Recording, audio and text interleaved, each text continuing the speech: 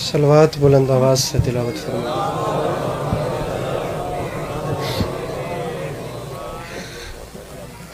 برائے حصول خوشنودی امام حسین علیہ السلام و برائے تعجیل ظہور امام زمانہ علیہ السلام بآواز بلند صلوات۔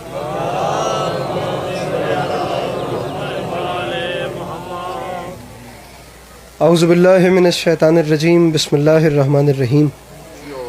الحمدللہ رب العالمین بارئ الخلائق اجمعین، الصلاۃ والسلام علی النبی الامی المکی المدنی الاتحاد التہامی السید البہی والسراج المضیء والکوكب الدری بارئ الخلائق والسکینہ المدفون بارض مدینہ ابو القاسم محمد بآواز بلند صلوات۔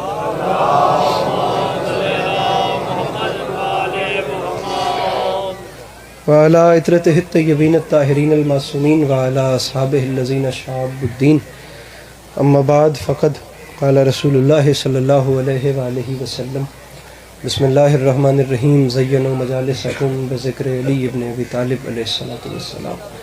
اس حسین اور عظیم ماحول میں جس شخص کو کربلا والوں کے احسانات یاد ہیں وہ کوشش کر کے صلوات بلند آواز سے تلاوت کریں۔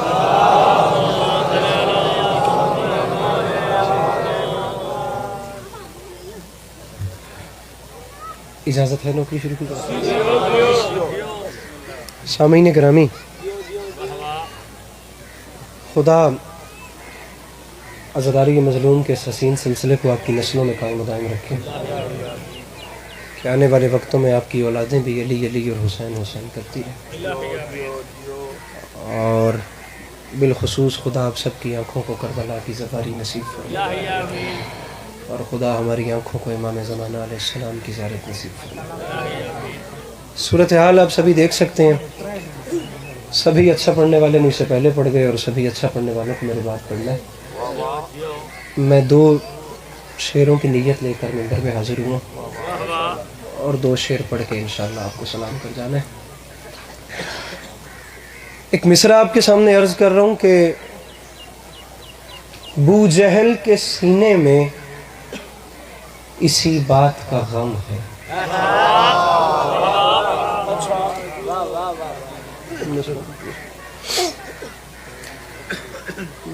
بابا زرگام شاہ جی سرکار بڑے ہیں، تقریباً ہم جتنے ذاکرین بیٹھے ہیں ہم سبھی کے بڑے ہیں، اور ہر کسی کا اس دروازے سے اپنا اپنا ایک نیک عقیدت کا رشتہ ہے، اور اس حوالے سے بس حاضری لگوانی ہے۔ ان کی بھی دعائیں مل جائیں گی۔ دوسرا یہ جگہ بڑی معتبر ہے جہاں پر اس وقت، ویسے تو مولا کی مجلس جہاں پہ بھی وہ جگہ معتبر ہوتی ہے، لیکن جو یہ دربار ہے یہ ایک اپنی پہچان بھی رکھتا ہے مولا کی کرم سے، تو سونے پہ سہاگے والی بات ہے۔ میں بات کا آغاز کرتا ہوں۔ مہینہ چل رہا ہے ماہ رمضان کا، 27ویں تاریخ آج گزر رہی ہے۔ اگر آپ لوگ کو 5-6 دن پیچھے جائیں، پہلا جملہ ہے جی گفتگو کا، 5-6 دن پہلے ایام منائے گئے ہیں اس بادشاہ کے جس کی ماں کے قدموں کی دھمک کو اللہ کے گھر کی دیواریں بھی پہچانتی ہیں۔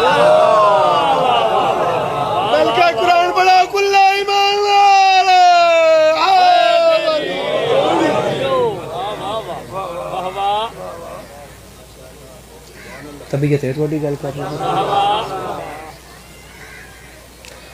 جملہ پھر سنیں گے اور اس پہ غور کیجیے، شاید یہ نظر انداز کرنے والی بات نہیں ہے، میں دوبارہ پڑھ رہا ہوں۔ ایام گزرے ہیں، دوسری بار اس لیے پڑھ رہا ہوں تاکہ آپ لوگ بولیں۔ اس بادشاہ کے ایام گزرے ہیں جس کی عزت دار ماں اپنے گھر سے خانہ خدا کی جانب اگر قدم اٹھائے تو اس کے مقدس قدموں کی چاپ کو محسوس کر کے اللہ کے گھر کی دیواریں آپس میں مشورہ کرتی ہیں کہ اب آگے ہمیں کیا کرنا چاہیے۔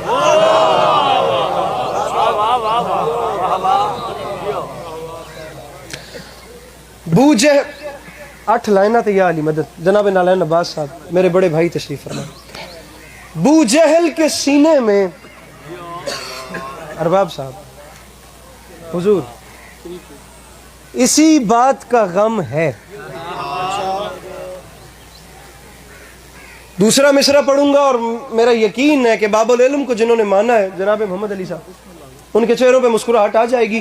ابو جہل یعنی جہالت کا باپ. اب دوسرے مصرے پہ مدینۃ العلم یا باب العلم کے ماننے والوں سے بات ہے. ابو جہل کے سینے میں اسی بات کا غم ہے کیا اسلام کے خیمے پہ سلونی کا علم ہے.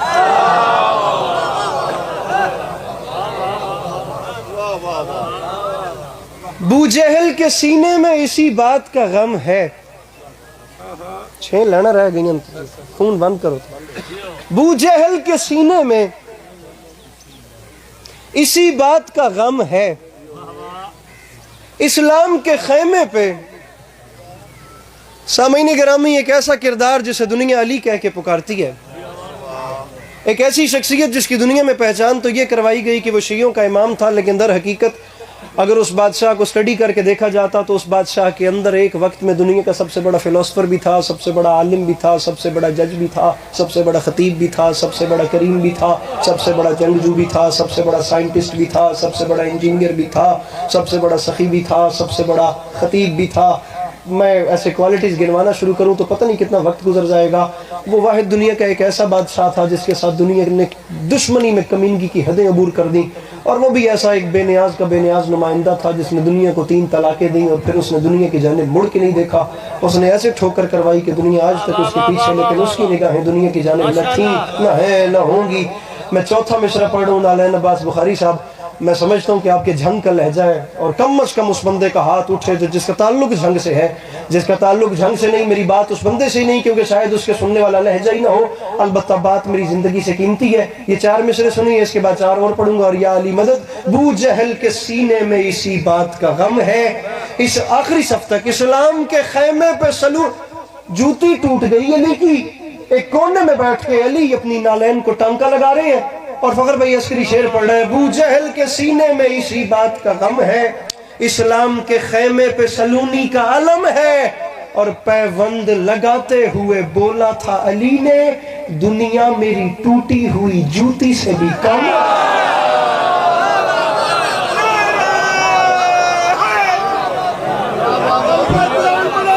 مہربانی مہربانی.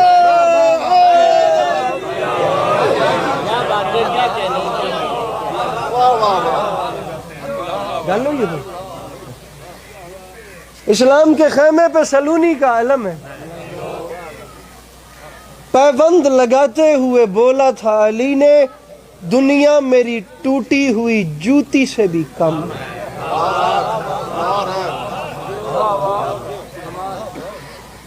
4 مصرے ہو گئے، 4 اور سنو.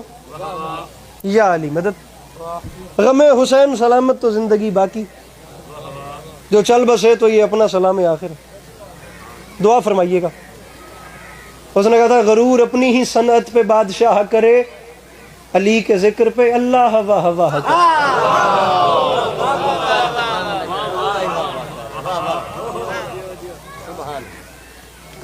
سامعین گرامی، ہر بندہ مجلس حسین میں آ ہی نہیں سکتا، ہر بندہ میرے نام کا نعرہ لگا ہی نہیں سکتا.